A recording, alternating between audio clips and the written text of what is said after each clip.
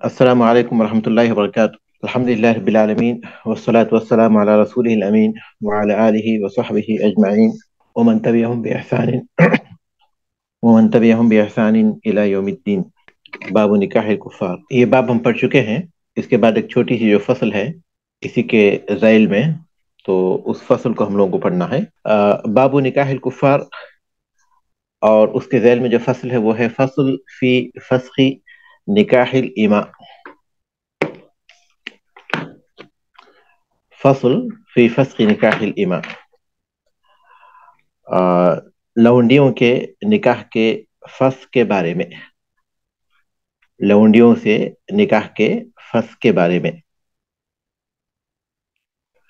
وَإِنْ أَسْلَمَ الْحُرُّ وَتَحْتَهُ إِمَاءٌ فَأَسْلَمْنَ مَعَهُ وَكَانَ فِي حَالِ اجْتِمَاعِهِمْ عَلَى الْإِسْلَامِ ممن لا يحل له نكاح الإماء إن فسخ نكاحهن، وإن كان ممن يحل له نكاحهن امسک منہن من تعفہ وفارق سائرہن۔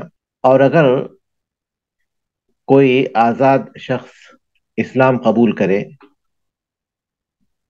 اور اس کے تحت یعنی اس کے پاس لونڈیاں ہوں، یعنی لونڈیوں سے اس نے شادی کی ہو، فاسلمن معہ، اور وہ بھی اس کے ساتھ اسلام قبول کر لے، وکان فی حال اجتماعہم علی الاسلام، اور اسلام کی حالت میں ان سے جمع، یعنی اسلام کی حالت میں ان کے ساتھ رہنے کی صورت میں ان لوگوں میں سے ہو ممن لا یحل له نکاح الاماء، ان لوگوں میں سے ہو جن کو لونڈیوں سے نکاح کرنا حلال نہیں، ان فسخ نکاحہن، تو ان کا نکاح فسخ ہو جائے گا۔ ایسی صورت میں ان لونڈیوں سے اس کا نکاح فسخ ہو جائے گا۔ وَإِنْ كَانَ مِمَّنْ يَحِلُّ لَهُ، اور اگر وہ ان لوگوں میں سے ہو جن کو لونڈیوں سے نکاح حلال ہے، وَإِنْ كَانَ مِمَّنْ يَحِلُّ لَهُ نِكَاحُهُنَّ، اگر وہ ان لوگوں میں سے ہو جن کو لونڈیوں سے نکاح کرنا حلال ہے، امسک منہن، تو وہ ان میں سے روک لے گا، من تعفہ، ان کو یا اس قدر کو جو اس کی عفت کی حفاظت کریں، وفارق سائرہن، اور باقی سب کو وہ چھوڑ دے گا، ان سے جدا ہو جائے گا۔ باب نکاح الکفار ہی کا یہ ایک چھوٹا سا حصہ ہے، اور باب نکاح الکفار میں ہم لوگ تفصیل کے ساتھ پڑھ چکے ہیں کہ کس طرح کافروں سے نکاح کے بارے میں ہم کو ہدایت دی گئی ہے، اور گزشتہ ہفتہ اس مسئلے پر آپ نے جو سوالات کیے تھے، ان سوالات کا مزید جائزہ لینے کے بعد جو چیز واضح ہوتی ہے کہ کسی مسلمہ کا کسی کافر سے نکاح کسی بھی حال میں حلال نہیں ہے، اور اگر کوئی مسلم عورت اسلام قبول کرتی ہے اور اس کا شوہر اہل کتاب میں سے ہو، اگر وہ اسلام قبول کرتی ہے اور اس کا شوہر اہل کتاب میں سے ہو، تو ایسی صورت میں اس کے لیے کسی بھی طرح کسی مصلحت اور رعایت کا لحاظ رکھتے ہوئے اس کے نکاح میں باقی رہنے کی گنجائش نہیں ہے۔ جیسا کہ بعض طالبات نے بتایا کہ یورپی ممالک میں ایسے کچھ مصلحتوں کے پیش نظر وہاں کی کچھ تنظیموں یا جماعتوں نے اس طرح کے نکاح کو وقتی طور پر یا پھر یہ کہ اس کو مستقل طور پر باقی رہنے کے انہوں نے فیصلے کیے ہیں، لیکن کتاب اللہ اور احادیث میں جو باتیں بیان کی ہیں اور امت کا جو اجماع ہے اس کے مطابق یہ باطل ہے، بلکہ جیسے ہی وہ اسلام قبول کرتی ہے ان کا نکاح باطل ہو جاتا ہے، اور اس کے بعد وہی بات ہے کہ اس کی عدت کے دوران اگر وہ بھی اسلام قبول کر لے تو اس کی بیوی ہوگی، اور اگر عدت گزر جاتی ہے تو ایسی صورت میں اس کو اختیار ہوگا. اس کے بعد جو ہے وہ ان اسلم الحر، اگر کوئی آزاد شخص اسلام قبول کر لے اور اس کے تحت یعنی اس کے نکاح میں کچھ لونڈیاں ہوں، فاسلم معه، اور وہ بھی اس کے ساتھ اسلام قبول کر لے.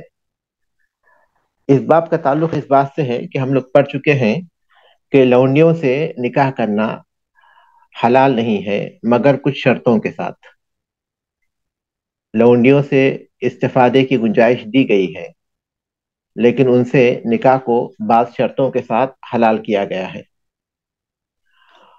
ان میں سب سے پہلی شرط یہ ہے کہ اس کے پاس اسے نکاح نہ کرنے کی صورت میں بدکاری کا اندیشہ ہو، خوف ہو. ذالک لمن خشی العنت منکم، یہ ان کے لیے ہے یا اس وجہ سے ہے جو تم میں سے عنتا منکم، جو تم میں سے بدکاری کا خوف محسوس کریں. دوسری شرط یہ ہے کہ وہ جس سے نکاح کریں وہ مسلمان ہو، وہ لونڈی مسلمان ہو. وَمَن لَّمْ يَسْتَطِعْ مِنكُمْ طَوْلًا أَن يَنكِحَ الْمُحْصَنَاتِ الْمُؤْمِنَاتِ فَمِمَّا مَلَكَتْ أَيْمَانُكُمْ مِنْ فَتَيَاتِكُمُ الْمُؤْمِنَاتِ، اور تم میں سے جو اس بات کی گنجائش نہ رکھتے ہوں کہ وہ پاک دامن یا آزاد مومن عورتوں سے نکاح کریں، یا آزاد کے معنی میں ہے آزاد مومن عورتوں سے نکاح کریں، تو وہ تمہاری جو مومن لونڈیاں ہیں ان سے نکاح کر سکتے ہیں. تو دوسری شرط یہ اللہ تبارک تعالیٰ نے فرمایا کہ من فتیاتکم المؤمنات، مومن کی شرط یہاں لگائی. اور تیسری شرط یہ ہے کہ وہ آزاد عورت کا جو مہر ہے اسے دینے سے عاجز ہو.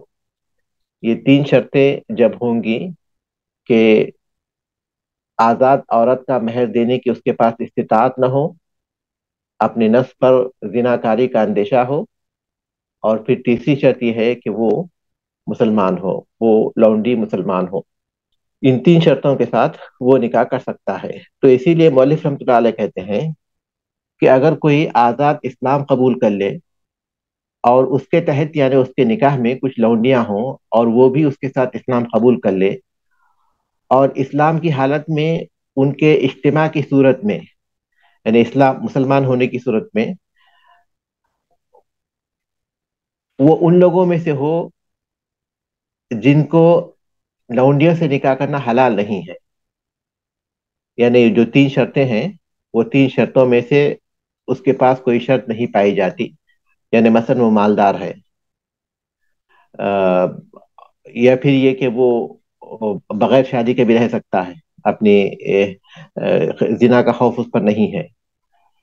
تو ایسی صورت میں کوئی شرط ایسی پائی جاتی ہو تو وہ ان لوگوں میں سے ہو جن کے لیے لونڈیوں سے نکاح کرنا حلال نہیں ہے، یعنی وہ شرطیں اس کے اندر نہیں پائی جاتی. ان فسخ نکاحہن، تو ان کا نکاح فسخ ہو جائے گا. اور دوسری صورت میں اس کے برعکس صورت کہ اگر وہ ان لوگوں میں سے ہو جن کو لونڈیوں سے نکاح کرنا حلال ہے، تو ایسی صورت میں ان میں سے لونڈیاں اس کے پاس جو ہوں گی ان میں سے ان کو روک لے گا یا اس قدر کو روک لے گا جس کے ذریعے وہ اپنی عفت کی حفاظت کر سکتا ہے. مثال کے طور پر اس کے پاس تین لونڈیاں تھیں، لیکن ایک لونڈی اس کے لیے کافی ہو سکتی ہے اس کی عفت کی حفاظت کے لیے، تو بس ایک کو روکے گا، باقی سے جو ہے جدا ہو جائے گا. یا پھر یہ کہ ایک سے اس کا اکتفا نہیں ہوتا تو وہ دو کو روکے گا. اس طرح امسک منہن من تعفہ وفارق سائرہن، تو اس میں سے ان کو روک لے گا یا اس قدر کو روک لے گا جس کے ذریعے وہ اپنی عفت کی حفاظت کر سکے اور باقی دوسروں سے وہ جدا ہو جائے گا. تو ایک چھوٹا سا مسئلہ ہے، بس ایک مختصر سا مسئلہ جس کا تعلق جو ہے اس بات سے ہے کہ وہ لوگ جن کو لونڈیوں کا نکاح حلال ہے ان کی شرطوں سے ہے. اگر ان شرطوں کو ہم اپنے ذہن میں رکھیں گے تو اس مسئلے کو حل کرنا بالکل ہی آسان ہے. اگر وہ شرطیں اس کے پاس پائی جاتی ہیں تو ظاہر ہے کہ سب مسلمان ہو گئے، وہ بھی مسلمان ہو گیا، وہ لونڈے میں مسلمان ہو گئی. تو وہ جو شرطیں ہیں اگر اس کے اندر پائی جاتی ہیں تو پھر وہ اس میں سے روک سکتا ہے اس قدر کو. ایک ایک کو یا پھر دو کو، اس طرح. لیکن اگر اس کے اندر وہ شرطیں نہیں پائی جاتی تو وہ ان سے جدا ہو جائے گا، کیونکہ ان سے نکاح فسخ ہو گیا، کیونکہ اس کے پاس وہ شرطیں پائی نہ جانے کی وجہ سے. باب الشروط فی النکاح. اذا اشترط المرأة دارها او بلدها اذا اشترطت المرأة اذا اشترطت المرأة دارها او بلدها او الا يتزوج عليها او لا يتسرى فلها شرطها وان لم يفي به فلها فسخ النكاح، لقول رسول الله صلى الله عليه وسلم ان احق الشروط ان توفوا بها ما استحللتم به الفروج. ونهى رسول الله صلى الله عليه وسلم عن نكاح المتعة وهو ان يتزوجها الى اجل وان شرط بطلقها.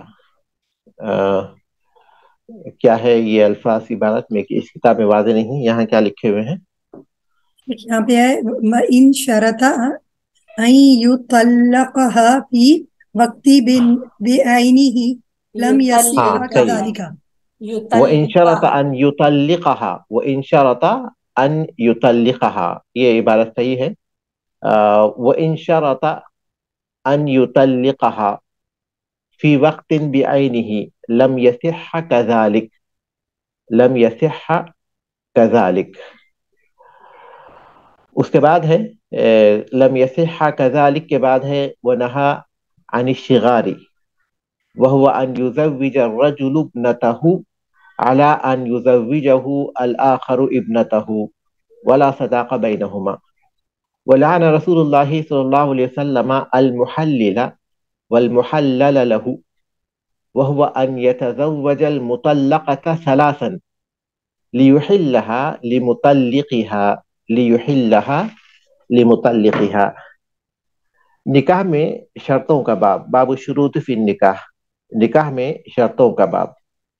اذا اشترط المرأة، اگر عورت شرط رکھے دارہا اپنے گھر ہی میں رہنے کی، او بلدہا یا اپنے شہر ہی میں رہنے کی، او اللہ يتزوج علیہا یا یہ کہ وہ اس کے اوپر کسی دوسری عورت سے نکاح نہیں کرے گا، او لا يتسرى یا پھر کسی لونڈی سے لطف اندوز نہیں ہوگا یا پھر کسی کو لونڈی بنا کر نہیں رکھے گا، فلہا شرطہا تو اس کے لیے اس کی شرطیں ہیں، یعنی اس کی شرطیں قابل قبول ہوں گی. وَإِن لَمْ يَفِي بِهِ، اور اگر وہ ان شرطوں کو پورا نہ کرے، فلہا فسخ النکاح تو اسے نکاح کے فسخ کی اجازت ہوگی. لقول رسول اللہ صلی اللہ علیہ وسلم، رسول اللہ صلی اللہ علیہ وسلم کے اس فرمان کی وجہ سے، ان احق الشروط تمام شرطوں میں سب سے زیادہ حق والی شرطیں، ان توفوا بہا ان کو پورا کرنے کے اعتبار سے، یعنی تمام شرطوں میں جو شرطیں سب سے زیادہ اس بات کی حق رکھتی ہیں کہ تم انہیں پورا کرو، مستحللتم بہ الفروج وہ ہیں جن کے ذریعے تم شرمگاہوں کو حلال کرتے ہو، یعنی جو نکاح میں شرطیں واقع ہوتی ہیں. وہ نہا رسول اللہ صلی اللہ علیہ وسلم عن نکاح المتعتی، رسول اللہ صلی اللہ علیہ وسلم نے نکاح متع سے منع فرمایا. وہ ان یتزوجها الی اجل، اور وہ یہ ہے کہ انسان ایک مقرر مدت تک کے لیے شادی کرے، اور وہ یہ ہے کہ انسان مقرر مدت تک کے لیے شادی کرے. وَإِن شَرَطَ أَن يُطَلِّقَهَا فِي وَقْتٍ بِعَيْنِهِ، اور اگر وہ یہ شرط رکھے کہ ایک خاص وقت میں اسے طلاق دے گا. وَإِن شَرَطَ أَن يُطَلِّقَهَا فِي وَقْتٍ بِعَيْنِهِ، اور اگر وہ شرط رکھے کہ ایک خاص وقت میں اسے طلاق دے گا، لم يصح كذلك تو اسی طرح یہ بھی صحیح نہیں ہوگا، یہ نکاح بھی صحیح نہیں ہوگا. وَنَهَى عن الشغار، نکاح شغار سے رسول اللہ صلی اللہ علیہ وسلم نے منع فرمایا. وَهُوَ أَن يُزَوِّجَ الرَّجُلُ ابْنَتَهُ، اور نکاح شغار یہ ہے کہ آدمی اپنی بیٹی کا نکاح کرے کسی شخص سے، عَلَىٰ أَن يُزَوِّجَهُ الْآخَرُ کہ وہ دوسرا شخص بھی ابنتہ، عَلَىٰ أَن يُزَوِّجَهُ الْآخَرُ ابنتہ دوسرا شخص بھی اپنی بیٹی سے اس کا نکاح کرے. کوئی شخص، کوئی آدمی اپنی بیٹی کا نکاح کسی دوسرے شخص سے اس شرط پر کرے کہ وہ بھی اپنی بیٹی کا نکاح اس کے ساتھ کر دے. ولا صداق بینہما، اور ان کے درمیان کوئی مہر نہیں ہو. یہ نکاح شقار ہے. ولعن رسول اللہ صلی اللہ علیہ وسلم المحلل والمحلل له محلل له.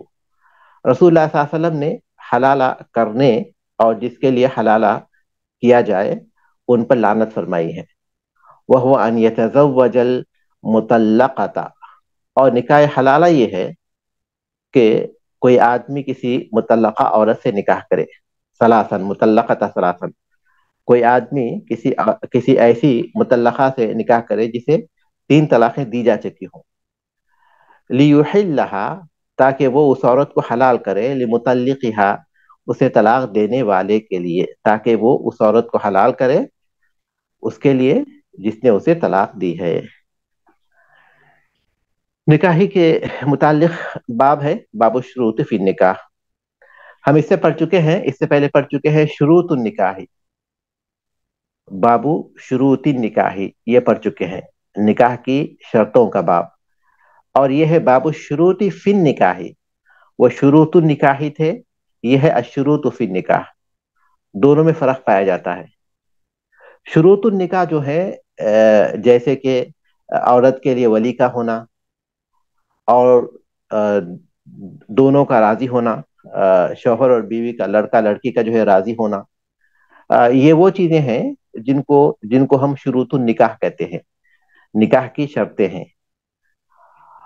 اور الشروط فی النکاح یہ وہ شرطیں ہیں جو شوہر یا بیوی کی طرف سے آپس میں رکھی جاتی ہیں. شروط النکاح الگ ہیں اور الشروط فی النکاح الگ ہے جو ہم لوگ اب پڑھ رہے ہیں. کیونکہ شروط النکاح میں اور الشروط فی النکاح میں پہلا فرق یہ ہے کہ شروط النکاح یہ شارع کی طرف سے ہے، شریعت کی طرف سے نکاح کے لیے یہ شرطیں رکھی گئی ہیں جو قرآن مجید میں مذکور ہیں یا پھر احادیث میں مذکور ہیں. تو شروط النکاح جو ہوتے ہیں وہ شارع کی طرف سے رکھی ہوئی ہے. اور الشروط فی النکاح یہ عاقدین کی طرف سے ہیں، یعنی لڑکا یا لڑکی جو عقد کرتے ہیں یا پھر لڑکی کا ولی جو کہ اپنی بیٹی کا، اپنی جو بھی جس کا ولی ہے اس کا نکاح کراتا ہے ان کی طرف سے ہے. تو وہ شروط النکاح یہ شارع کی طرف سے ہے اور الشروط فی النکاح یہ عاقد کی طرف سے ہے جو عقد کرتے ہیں. اور دوسرا فرق یہ ہے کہ شروط النکاح یہ نکاح کی صحت کے لیے شرط ہے. اگر لڑکا یا لڑکی راضی ہو تو نکاح صحیح نہیں ہوتا، لڑکی کا ولی نہ ہو تو نکاح صحیح نہیں ہوتا. تو وہ شروط النکاح یہ نکاح کی صحت کے لیے شرط ہے. لیکن الشروط فی النکاح نکاح کی صحت کے لیے شرط نہیں ہے. نکاح تو ہو جاتا ہے لیکن اس کی پابندی انہیں کرنی ہوگی جن شرطوں کی انہوں نے رکھا ہے. اگر کوئی مخالفت کرتا ہے تو اس سے نکاح پر فرق نہیں پڑتا، الا ہے کہ اختیار جو آئے گا وہ ہم لوگ اس کی تفصیل پڑھیں گے. اور تیسرا فرق یہ ہے کہ شروط النکاح کو ساقط کرنا ممکن نہیں ہے، وجوب ہے، وہ شرط باقی رہے گی، کسی بھی طرح ہم اس کو نہیں چھوڑ سکتے، نظر انداز نہیں کر سکتے. لیکن الشروط فی النکاح جو ہے ساقط ہو سکتے ہیں. شوہر نے کوئی شرط رکھی تھی یا بیوی نے کوئی شرط رکھی تھی، ان کا حق ہے وہ، اور اس کے بعد وہ کہتے ہیں کہ ٹھیک ہے ہم نے یہ شرط رکھی تھی لیکن اب ہم یہ شرط واپس لیتے ہیں، تو وہ ساقط ہو سکتے ہیں کیونکہ اس کا تعلق ان کے حق سے ہے، وہ عاقد کے حق سے ہے جنہوں نے وہ شروط رکھے ہیں. لیکن شروط النکاح وہ ساقط نہیں ہوتے. تو ہم جو پڑھ رہے ہیں الشروط فی النکاح، نکاح میں جو شرطیں ہیں اس کو ہم لوگ پڑھ رہے ہیں. نکاح میں جو شرطیں ہیں وہ اسی وقت ہو سکتی ہیں جبکہ نکاح سے پہلے ہو یا پھر نکاح کے وقت ہو. نکاح کے بعد جو شرطیں ہوں گی اس کا ان سے تعلق نہیں ہوگا، نکاح کی شرطوں سے تعلق نہیں ہوگا. نکاح سے پہلے ہو، جیسا کہ کوئی شخص کسی لڑکی کے پاس کوئی نکاح کا پیغام بھیجے تو اس وقت اس کا ولی کہے کہ میں اپنی بیٹی کا نکاح آپ کے ساتھ کروں گا، لیکن میری ایک شرط ہے، اور وہ شرط یہ ہے، ایک یا دو یا جو بھی جتنی بھی شرط ہے وہ شرط یہ ہے. تو یہ شرطیں ہوئی نکاح سے پہلے. یا پھر یہ کہ ولی شادی نکاح کے وقت پر کہے کہ میں اپنی بیٹی کا نکاح تم سے کر رہا ہوں اس شرط کے ساتھ یا ان شرطوں کے ساتھ. تو یہ شرطیں ہیں نکاح کے وقت. تو یہ شرطوں کا اعتبار ہوگا. ان شرطوں کو کہتے ہیں الشروط فی النکاح. وہ شرطیں جو نکاح سے پہلے یا نکاح کے وقت لگائی جاتی ہیں وہ یہاں مراد ہوتی ہیں. نکاح کے بعد اگر کچھ شرطیں ہوں گی تو پھر وہ اس میں نہیں آئیں گی. تو الشروط فی النکاح کی دو قسمیں ہیں. نکاح میں جو شرطیں ہیں ان کی دو قسمیں ہیں. پہلی قسم یہ ہے کہ ایسی شرطیں جو کسی حرام میں واقع ہونے کا ذریعہ نہیں یا اس کا سبب نہیں ہے. ان شرطوں کی وجہ سے آدمی کسی حرام میں واقع نہیں ہوتا، نہ ہی وہ شرطیں کسی حرام میں واقع ہونے کا سبب بنتی ہیں. اور یہ کہ وہ شارع کے جو مقصد ہیں اس کے خلاف نہیں ہے، شریعت کے مقصد کے خلاف نہیں ہے. اور پھر یہ کہ نکاح کا جو مقصود ہے، عقد کا جو مقصود ہے اس کے خلاف نہیں ہے. وہ ایسی شرطیں ہیں جس کی وجہ سے آدمی کسی حرام میں واقع نہیں ہوتا، یا پھر یہ کہ کسی حرام میں واقع ہونے کے سبب نہیں بنتی وہ چیزیں. اور یہ شارع کے مقصد کے خلاف نہیں ہے، اور نکاح کا جو مقصود ہے اس کے خلاف نہیں ہے. مثال کے طور پر نکاح کے وقت جو مولوی رحمۃ اللہ نے جو مثالیں دی ہیں وہ وہی مثالیں ہیں کہ کوئی ولی یا پھر وہ لڑکی جس کا نکاح ہو رہا ہے یہ شرط رکھے کہ وہ نکاح کے بعد اپنے ہی گھر میں رہے گی. یا پھر یہ کہ اسے پتا ہے کہ اس کا شوہر کہیں اور کام کرتا ہے، جیسے یورپ میں کام کرتا ہے یا پھر کسی ایسے ملک میں کام کرتا ہے جہاں کی جنگ ہوتی ہے. تو نکاح کے وقت ولی یا پھر لڑکی جو ہے شرط رکھے کہ وہ اس کے ساتھ سفر نہیں کرے گی. یا پھر یہ شرط رکھے کہ وہ اس سے شادی کرنے کے بعد پھر کوئی دوسری شادی نہیں کرے گا. یا پھر یہ کہ وہ کسی لونڈی سے تعلق قائم نہیں کرے گا. یا پھر یہ کہ وہ اپنی تعلیم مکمل کرے گی. یا پھر یہ کہ وہ اپنی نوکری کو باقی رکھے گی، وہ نوکری نہیں چھوڑے گی بلکہ نوکری کو باقی رکھے گی. ایسی جو بھی شرطیں ہیں جن کا تعلق اس کے فائدے سے ہے تو وہ شرطیں ایسی ہیں جو حرام نہیں ہیں، کسی حرام میں واقع نہیں ہوتا ہے انسان ان کی وجہ سے، نہ حرام میں واقع ہونے کا سبب بنتی ہیں، نہ شارع کے مقصد کے خلاف ہیں، اور نہ ہی نکاح کے مقصود کے خلاف ہے، عقد کے مقصود کے خلاف ہے. تو وہ قابل اعتبار ہوں گی. اور اگر وہ شرطیں حرام میں واقع ہونے کا سبب بنتی ہیں، جیسے کہ عورت یہ شرط رکھتی ہے کہ وہ اپنے چہرے کا پردہ نہیں کرے گی یا پردہ ہی نہیں کرے گی، یہ شرط رکھتی ہے نکاح کے وقت پر، تو یہ حرام ہے، حرام میں واقع ہوتا ہے اس کی وجہ، اس شرط کی وجہ سے. یا پھر یہ کہ شارع کا مقصد جو ہے اس کے خلاف ہے. مثال کے طور پر وہ یہ کہے کہ میں تم سے نکاح کروں گی اس شرط کے ساتھ کہ تم نے جس عورت سے نکاح کیا ہوا ہے اس کو طلاق دے دو. اپنی پہلی بیوی کے طلاق دینے کی صورت میں ہی میں تم سے نکاح شرط رکھتی ہوں کہ تم مجھ سے شادی کرو، اس سے طلاق دو. تو یہ شارع کے مقصد کے خلاف ہے کیونکہ اس کی ممانعت ہے. یا پھر یہ کہ وہ شرط رکھے کہ میں تم سے اس شرط کے ساتھ شادی کرتی ہوں کہ تم تعلقات قائم نہیں کرو گے، ازدواجی تعلقات قائم نہیں کرو گے. تو یہ عقد کے مقصود کے خلاف ہے. تو پھر ان شرطوں کا اعتبار نہیں ہوگا. وہ شرطیں جن کی وجہ سے آدمی حرام میں واقع ہوتا ہو یا پھر وہ شرطیں حرام میں وقوع کا سبب بنتی ہوں، یا شارع کے مقصد کے خلاف ہوں، یا پھر یہ کہ عقد کے مقصد کے خلاف، تو ان کا اعتبار نہیں ہوگا. یہ باتیں آپ سمجھ چکے ہیں تو آپ سبق کی طرف آئیے. اذا اشترطت المرأة دارها، اگر عورت یہ شرط رکھے نکاح کے وقت کہ وہ اپنے گھر میں رہے گی، اپنے گھر کی شرط رکھے کہ وہ اس کے گھر سے شوہر کے گھر میں منتقل نہیں ہوگی. ہو سکتے ہیں کچھ اسباب، ہو سکتے ہیں مختلف، جو بھی ہو وہ اس کے ان کے پاس معروف ہوں. اگر ہم مزید پس منظر دیکھیں مختلف چیزوں کا، مختلف حالات کا، مختلف لوگوں کا، تو بنیادی طور پر یہ کہ ان تمام سے قطع نظر کرتے ہوئے نکاح کے وقت پر اس کی شرطیں ہیں عورت کی.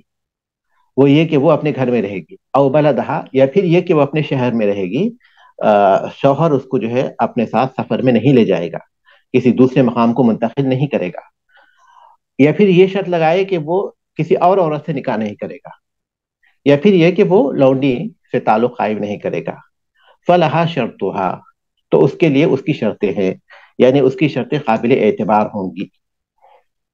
وَإِن لَّمْ يَفِ بِهِ، اور اگر وہ ان شرطوں کو پورا نہ کرے، فلہا فسخ النکاح، تو اسے نکاح کے فسخ کا اختیار ہوگا۔ ایسی صورت میں عورت پر شریعت کی طرف سے یہ لعنت نہیں ہوگی کہ جو عورت بلا وجہ کے طلاق طلب کرتی ہے تو اس کو جو ہے جہنم کی خوشبو بھی نہیں ملے گی۔ اس صورت میں وہ نہیں ہوگا، کیونکہ اس کے پاس اس کی شرطیں جو ہے نہیں پوری کی جا رہی ہیں، تو اس پر کوئی وعید نہیں ہوگی، شرعی طور پر اس پر کوئی وعید نہیں ہوگی، اور اس کو اختیار ہوگا، وہ چاہے تو فسخ کے نکاح کا مطالبہ کرے تو وہ کر سکتی ہے، تو اس پر کوئی وعید بھی نہیں ہوگی، اور پھر یہ کہ قاضی اس سلسلے میں اس کی بات کو تسلیم کرے گا۔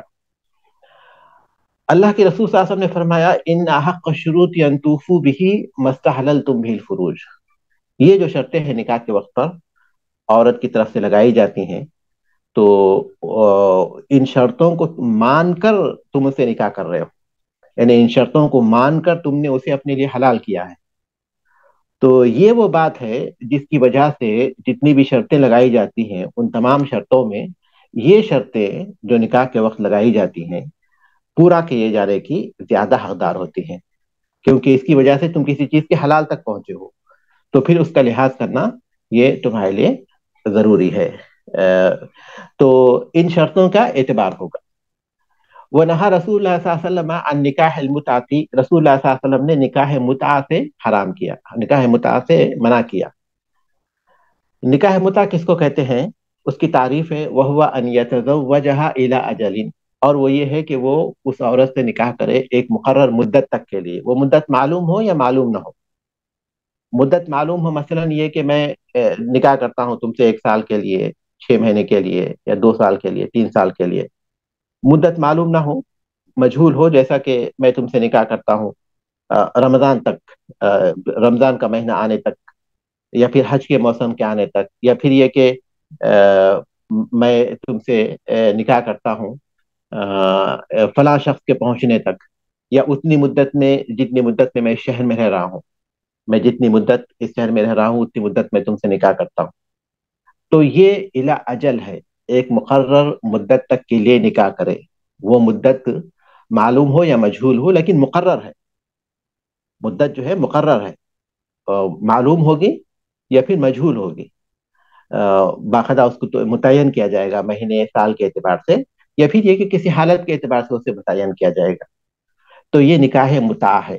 نکاح متع پہلے حلال تھا وقتی طور پر، اور اس کے بعد اسے حرام کر دیا گیا۔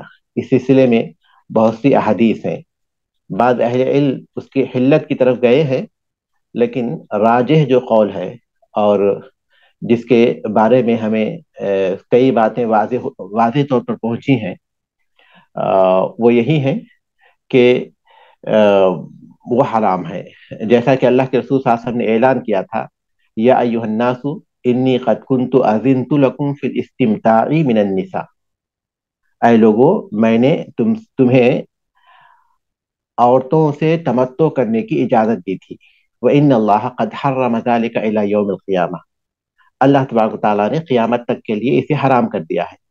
فمن کان عنده منہن شیء فلیخل سبیلہ، تم میں سے کسی کے پاس اگر متاع کے تحت کوئی عورت ہو تو اسے چھوڑ دے۔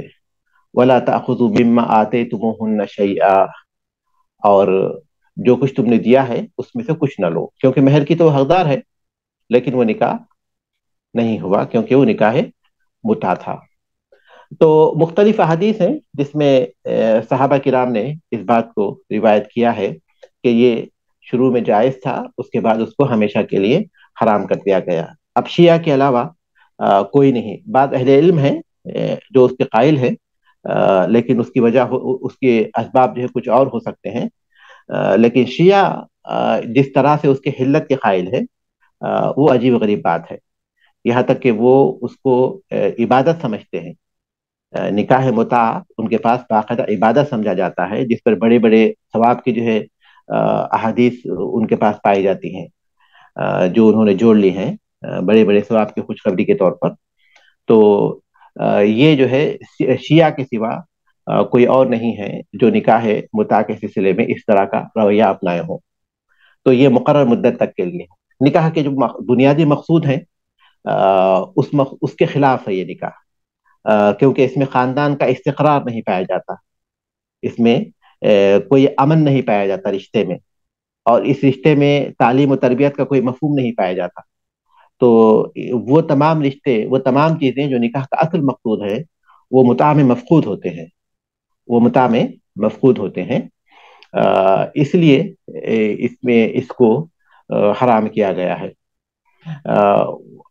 البتہ ایک سوال یہاں یہ پیدا ہوتا ہے کہ اگر کوئی شخص کسی عورت سے نکاح کرے، مثال کے طور پر کہیں سفر کرے اور پھر وہ کسی عورت سے وہاں نکاح کرے، وہ اپنے دل میں یہ ارادہ رکھتا ہو کہ 6 مہینے کے بعد جب میں یہاں سے جاؤں گا تو اسے طلاق دے دوں گا، تو کیا یہ نکاح جائز ہے اور کیا اس کو متع کہیں گے؟ تو اس کا جواب یہ ہے کہ اس کو متع تو نہیں کہیں گے، کیونکہ متع میں باقاعدہ شرط منطوق ہوتی ہے. شرط باقاعدہ منطوق یعنی اس کو ظاہر کیا جاتا ہے کہ 6 مہینے تک میں نکاح کروں گا، لیکن یہاں اس کے دل میں وہ بات چھپی ہوئی ہے. تو شرط چونکہ منطوق نہیں ہے تو اس لیے اس کو متع تو نہیں کہیں گے. لیکن کیا یہ نکاح صحیح ہے؟ تو اس کے سلسلے میں اہل علم کے دو مختلف اقوال ہیں. پہلا قول یہ ہے کہ وہ صحیح ہے، دوسرا قول یہ کہ وہ صحیح نہیں ہے. بن باز رحمۃ اللہ علیہ اس کی صحت کے قائل ہیں، اور ابن عثیمین رحمۃ اللہ علیہ اس کے صحیح نہیں ہونے کے قائل ہیں. اور راجح بات یہ ہے کہ یہ صحیح نہیں ہے، یہ صحیح نہیں ہے، کیونکہ اس میں بھی وہی اسباب پائے جاتے ہیں جو کہ متع میں پائے جاتے ہیں. کسی خاندان کے استقرار کا تصور نہیں، رشتے میں کوئی امن نہیں، اور پھر یہ کہ وہ شخص جو ہے دل میں ایک ایسی بات چھپاتا ہے جس سے منع کیا گیا ہے مقرر مدت تک کے لیے. اس لیے اس کی بھی اجازت نہیں ہے. وہ ان شرط ان یطلقها فی وقت بعینہ، متع تو یہ ہے کہ آدمی ایک مدت کو مقرر کر کر کسی عورت سے نکاح کرے، لیکن اگر وہ یہ شرط رکھے کہ اسے طلاق دے گا ایک خاص وقت میں، وہ وقت چاہے مقرر ہی کیوں نہ ہو، جیسا کہ وہ وقت جیسے معلوم ہو، جیسے 1 سال کے بعد طلاق دے گا، یا پھر یہ کہ حج کا موسم آنے کے بعد طلاق دے گا، یا پھر یہ کہ وہ جو ہے یہاں اپنے جس کام سے آیا ہے اس کام کے مکمل ہونے کے بعد جو ہے، اس کام کی تکمیل کے بعد وہ اسے طلاق دے دے گا. تو یہ تمام ان تمام چیزوں میں اگر وہ کسی مقرر وقت میں طلاق دے گا، اس کی شرط رکھے لم یصح کذالک، تو اس صورت میں بھی یہ صحیح نہیں ہوگا. پہلے دونوں میں کیا کچھ زیادہ فرق نہیں ہے، بات تو ایک ہی ہے. بس پہلے میں کیا ہے، ایک مقرر وقت تک کے لیے نکاح کیا ہے، اور دوسرے میں کیا ہے، طلاق کے لیے ایک وقت مقرر کیا ہے. نتیجہ تو دونوں کا ایک ہی نکلتا ہے، دونوں کا نتیجہ ایک ہی نکلتا ہے، اس لیے دونوں کا حکم ایک ہی ہے. اور اسی طرح اللہ کے رسول صلی اللہ علیہ وسلم نے شغار نکاح سے منع کیا ہے، شغار نکاح شغار سے منع کیا ہے، اور اس کی تعریف کرتے ہیں وہ ان یزوج الرجل ابنتہ. یہ حدیث، یہ الفاظ حدیثی میں آئے ہیں، اور اہل علم کا اختلاف ہے کہ شغار کی تعریف کے جو الفاظ ہیں یہ اللہ کے رسول صلی اللہ علیہ وسلم کی تعریف کی طرف سے ہے یا پھر یہ کہ یہ صحابی کی طرف سے ابن عمر رضی اللہ تعالیٰ کی تعریف ہے. اس کو ہم مدرج کہتے ہیں. حدیث میں کچھ ایسے الفاظ آ جائیں جو صحابی کی طرف سے ہوں، تو ایسی صورت میں ہم اس کو اس طرح حدیث میں پڑھ چکے ہیں تو اس کو مدرج کہتے ہیں. تو اکثر اہل علم کہتے ہیں کہ یہ جو تعریف کے الفاظ ہیں یہ مدرج ہے عبداللہ ابن عباس رضی اللہ تعالیٰ عنہ کی طرف، عبداللہ ابن عمر رضی اللہ تعالیٰ عنہ کی طرف سے. وہ ان یزوج الرجل ابنتہ، اور شغار کیا ہے کہ کوئی شخص اپنی بیٹی کا نکاح کسی دوسرے شخص سے کرے، علی ان یزوجہ الآخر ابنتہ، اس شرط کے ساتھ کہ دوسرا بھی اپنی بیٹی کا نکاح اس کے ساتھ کرے. ولا صداق بینہما، ان کے درمیان کوئی مہر نہیں ہوگا، ان کے درمیان کوئی مہر نہیں ہوگا. تو یہ نکاح حلال نہیں ہے، اس لیے کہ ولی اس بات کا ذمہ دار ہے کہ جس کا وہ ذمہ دار ہے، جس کی ولایت اسے حاصل ہے، ولی کو چاہیے کہ وہ اس کا خیر خواہ رہے، اور اس کی مصلحت، اس کی بھلائی کا لحاظ کرتے ہوئے اس کا نکاح کرے. لیکن شغار میں وہ چیز نہیں پائی جاتی، وہ اپنی مصلحت کی رعایت کر رہا ہے، وہ دوسرے شخص کی بیٹی سے نکاح کر رہا ہے اور وہ اس کی بیٹی سے نکاح کر رہا ہے. تو دونوں کو جو خیال ہے وہ اپنی مصلحت کا ہے، ان کی مصلحت کا نہیں ہے جن پر اسے ولایت حاصل ہے۔ اور پھر یہ کہ اس میں ان کی رضامندی کا بھی کوئی اعتبار نہیں، معلوم نہیں وہ راضی، اس کی بیٹی اس دوسرے شخص سے نکاح کرنے کے لیے راضی ہے راضی نہیں ہے، اس کا بھی یہاں کوئی اعتبار نہیں ہو رہا ہے۔ اور پھر یہ کہ اس میں مہر بھی نہیں ہے، مہر بھی نہیں ہے جسے اکثر اہل علم نے واجب کہا ہے، تو اس وجہ سے اس میں حق تلفی ہو رہی ہے کئی لحاظ سے عورت کی، تو اس کو حرام کیا گیا۔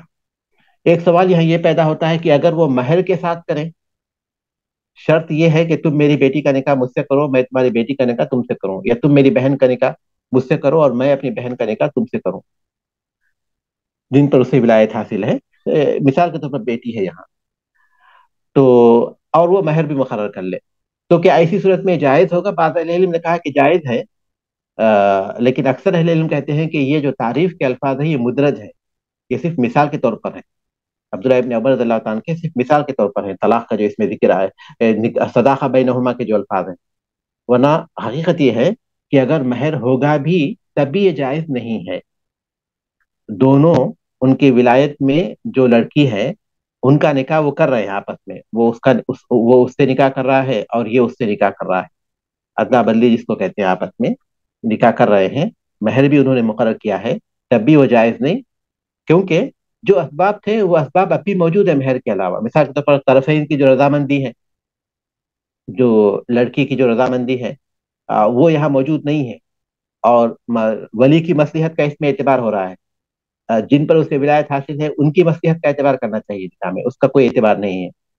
اور پھر یہ کہ اس طرح جو نکاح ہوگا اس میں کئی مصلحتیں ہیں، جس کو انسان نظر انداز کرے گا، تو اس کو جو ہے جاہلیت کے زمانے میں یہ چیز جائز تھی، اس وجہ سے ان تمام کے احکام بیان کیے گئے، تو یہ نکاح کو اسلام نے حرام قرار دیا، جس کو شغار کہتے ہیں۔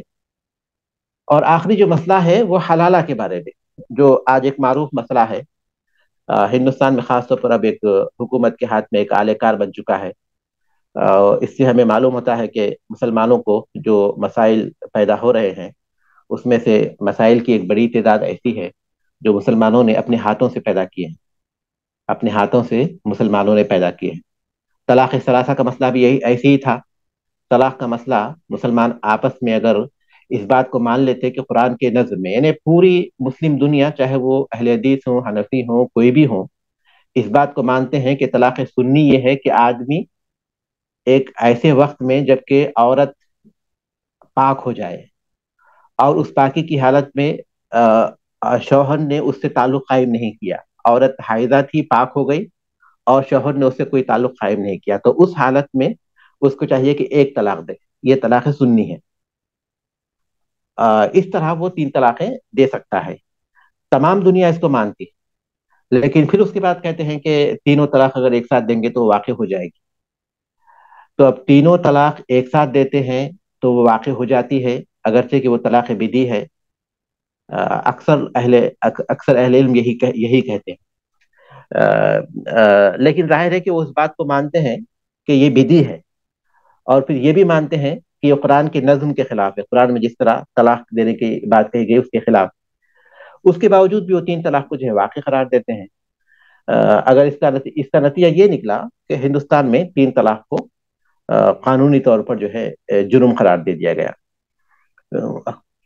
اب جو ہے مسائل زیادہ پیدا ہو گئے، تو اگر ہم لوگ اپنے طلاق کے معاملے میں اتنی اصلاح کر لیتے، کیونکہ یہ سب جب اسے سنی طلاق کہتے ہیں تو پھر اتنی اصلاح کر لیتے کہ طلاق جو ہے چاہے وہ ایک دفعہ میں آدمی کتنی بھی طلاق دیں، ہمارے پرسنل لا کے مطابق، ہمارا جو قانون ہے اسلامی، جو قانون پرسنل لا جس پر ہم ہندوستان میں عمل کریں گے، اس کے مطابق جو ہے وہ کتنی بھی طلاقیں ایک وقت پہ دے دے وہ ایک ہی طلاق شمار ہوگی۔ اگر اس بات پر ہم لوگ جو ہے راضی ہو جاتے تو پھر حکومت کو مداخلت کرنے کا موقع نہیں ملتا۔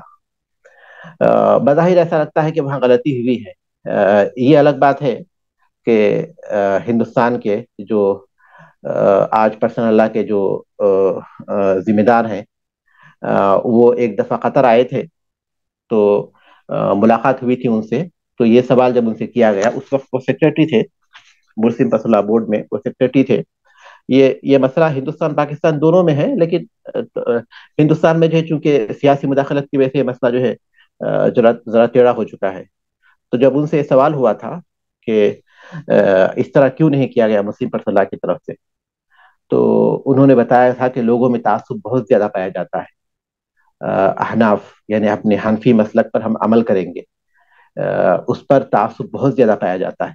اگر ہم لوگ ایسا فیصلہ کر لیتے تو اس بات کا اندیشہ تھا کہ خود مسلمانوں کے اندر ایک بڑا انتشار پیدا ہو جاتا، تو ایسی صورت میں ایک بڑی مصیبت بن جاتی.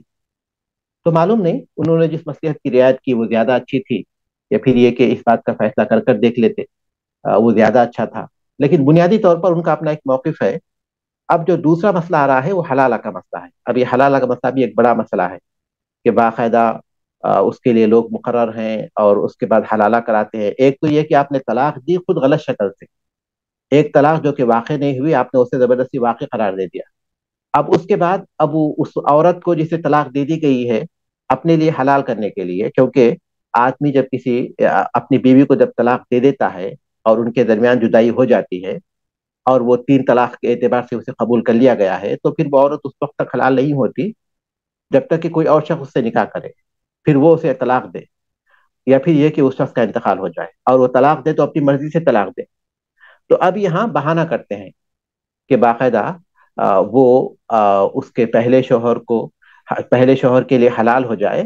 اس کے لیے باقاعدہ کرائے کا ایک شخص ہوتا ہے، اس کرائے کے شخص سے خدمات حاصل کی جاتی ہے کہ وہ اسے نکاح کرے، اس کے بعد اسے طلاق دے دے. اس کو حلالہ کہتے ہیں. یہ بہانہ ہے، حیلہ ہے اللہ تعالیٰ کی حرام کردہ چیز کو حلال کرنے کا، اس لیے اس پر لعنت کی گئی ہے. وَلَعَنَ رسول اللہ صلی اللہ علیہ وسلم المحلل والمحلل لہ. رسول اللہ صلی اللہ علیہ وسلم نے لعنت فرمائی ہے حلالہ کرنے والے پر بھی اور اس شخص پر بھی جس کے لیے حلالہ کیا جائے. یہ شخص اس عورت سے نکاح کر رہا ہے تاکہ اس کے لیے حلالہ کرے، اور پہلا شخص ہے جس کے لیے وہ حلالہ کر رہا ہے. یہ حلالہ کرنے والا ہے اور وہ پہلا شخص جو اس کا پہلا شوہر ہے اس کے لیے وہ حلالہ کر رہا ہے. اگر اس درمیان میں کوئی ولی بھی آتا ہے، عورت کا ولی بھی چاہتا ہے کہ وہ اس شخص سے حلالہ کرائے، تو وہ بھی اس لعنت میں آ جائے گا، جو بھی اس میں شامل ہو جائیں گے. وہ ان یتزوج المطلقۃ، اور وہ یہ ہے کہ وہ کسی مطلقہ سے نکاح کرے ثلاثاً، اس مطلقہ سے جسے 3 مرتبہ طلاق دی گئی ہے. کیونکہ جس کو 1 مرتبہ یا 2 مرتبہ طلاق دی گئی ہو اس کے لیے یہ شرط نہیں ہے، بلکہ وہ اپنے شوہر کے ساتھ جو اس کا پہلا شوہر ہے نئے مہر اور نئے عقد کے ساتھ وہ اس کی زوجیت میں آ سکتی ہے. لیکن یہ مسئلہ اسی وقت آئے گا جبکہ مطلقہ ثلاثاً ہو. اسی لیے مؤلف رحمۃ اللہ علیہ نے ثلاثاً کی وضاحت کی. تو وہ یہ ہے کہ کوئی آدمی اس عورت کو جسے 3 طلاق دی گئی ہو اس سے نکاح کرے، لِيُحِلَّهَا لِمُطَلِّقِهَا، تاکہ اس عورت کو حلال کرے اس کے لیے جس نے اسے طلاق دی ہے. تو یہاں یہ باب بھی ختم ہو رہا ہے اور میرا وقت بھی ختم ہو رہا ہے.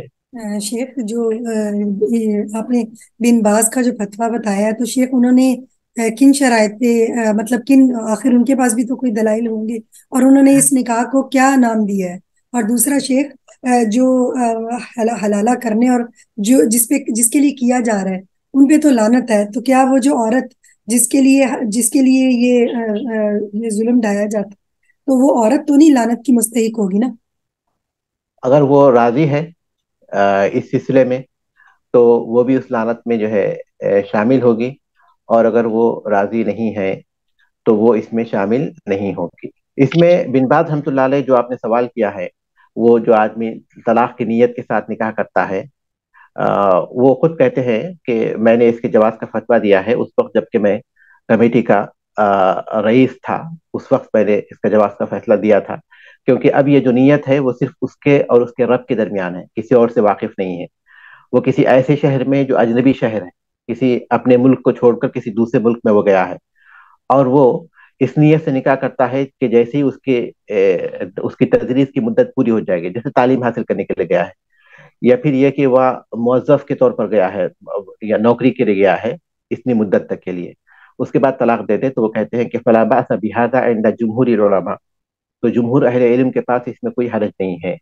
وہذہ نیت تکون بینہ و بین اللہ سبحانہ، یہ نیت اس کے اور اس کے اللہ کے درمیان ہے، اس کے رب کے درمیان ہے. ولیس شرطا، یہ نیت شرط کے طور پر نہیں ہے. اور اس میں اور متاع میں فرق یہ ہے کہ متاع میں مدت معلوم ہوتی ہے، مثال کے طور پر جیسے 1 مہینے کی مدت یا 2 مہینے کی مدت، 1 سال کی، 2 سال کی، اس طرح جب یہ مدت ہو جاتی ہے تو نکاح خود بخود فسخ ہو جاتا ہے، یہ متع باطل ہے۔ لیکن یہ کہ آدمی اللہ اس کے رسول کی سنت کے مطابق نکاح کرتا ہے، لیکن اس کے دل میں یہ بات ہوتی ہے کہ جب اس کی دراسہ مکمل ہو جائے گی تو وہ طلاق دے دے گا، تو یہ اس کو نقصان نہیں پہنچاتا، کیونکہ یہ نیت بدل سکتی ہے۔ یہ نیت پہلے تو معلوم نہیں ہے جیسا کہ متع میں معلوم ہوتی ہے، اور یہ شرط نہیں ہے جیسا کہ متع میں شرط ہوتی ہے، اور پھر یہ کہ بدل بھی سکتی ہے، اور یہ صرف اس کے اور اللہ کے درمیان میں ہے۔ اور پھر یہ کہ یہ ان چیزوں میں سے ہے جس کے ذریعے وہ اپنے آپ کو زنا اور فواحش سے محفوظ رہ سکتا ہے اس اجنبی وطن میں۔ تو اس لیے وہ کہتے ہیں کہ جمہور اہل علم اس کو جو ہے جائز کہتے ہیں، یہ اسباب ہے ان کے پاس، بن باز رحمۃ اللہ علیہ کے پاس۔ اور دوسرا جو قول ہے جو بن باز رحمۃ اللہ علیہ کا مطلب یہ ہے کہ وہ آج کے حساب سے ہم بات کر رہے ہیں، لیکن پرانے دور ہی سے جمہور اہل علم کہتے ہیں تو بہت سے علماء شامل ہیں۔ اب دوسرا قول ہے جس کو ہمارے ابن سمیر رحمۃ اللہ علیہ نے صحیح قرار دیا ہے، اور جو اس سے پہلے کہا جاتا ہے کہ احمد ابن حنبل کا ایک قول ہے، پھر اوزاعی رحمۃ اللہ علیہ کا ہے، وہ یہی ہے کہ وہ حلال نہیں ہے، کیونکہ وہ کہتے ہیں کہ اس میں دھوکہ پایا جاتا ہے۔ اور پھر یہ کہ وہ اس میں عورت پر اظہار نہیں ہوتا، کیونکہ اگر ان کو پتا ہوگا تو بہت ممکن ہے کہ وہ نکاح کرنے سے انکار کر دے۔ تو اس میں جو ہے اس کی جو نیت ہوتی ہے وہ چھپی ہوتی ہے، وہ دوسروں پر جو ہے گویا جو ہے ان کے ساتھ دھوکے کا معاملہ ہوتا ہے، پھر اس نکاح میں جو ہے امن نہیں پایا جاتا ہے۔ ان تمام اسباب کی وجہ سے وہ اس کو حرام کہتے ہیں۔ تو ان کے پاس کچھ اسباب ہیں اس کے جواز کے، ان کے پاس کچھ اسباب ہیں اس کے حرمت کے۔ سبحانک اللہم و بحمدک، اشہد ان لا الہ الا انت، استغفرک و اتوب الیک۔